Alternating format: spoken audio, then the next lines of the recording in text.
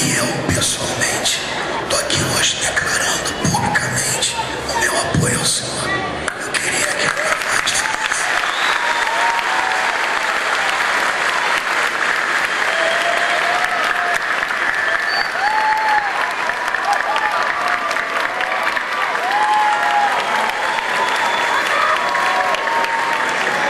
infelizmente, na última eleição, nós não podemos caminhar juntos.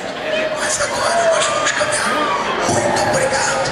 Obrigado por tudo.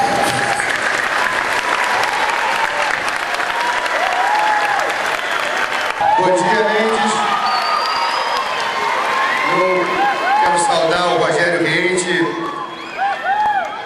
agradecer as suas palavras, feitas com sacrifício, não é?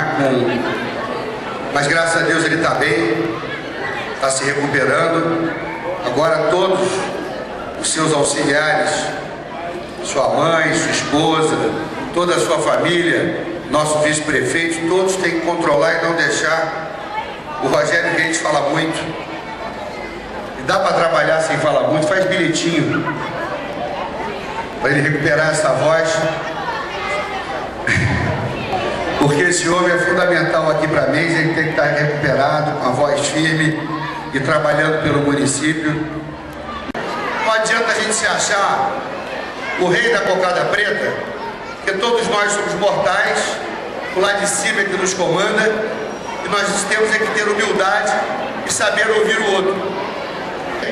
Porque a Prefeitura de Mendes, que é dirigida por um homem de bem, e o Riente conhece gestão pública, funcionário de carreira do setor público, o Riente sabe como é a coisa pública.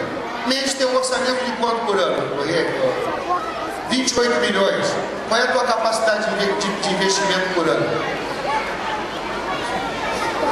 5 milhões por ano. Então, precisa do apoio do Estado. E a gente está fazendo uma verdadeira distribuição de renda pelo interior.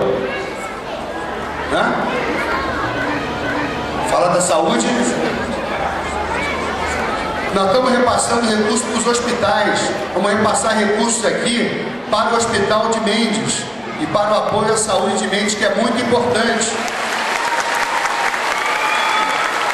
Tudo isso é descentralização de recursos. Então eu acho que a essência desse ato aqui hoje é isso. É o Estado que arrecada dinheiro em lugares onde se produz mais impostos e faz a distribuição de renda. Porque tudo que nós queremos é um interior forte.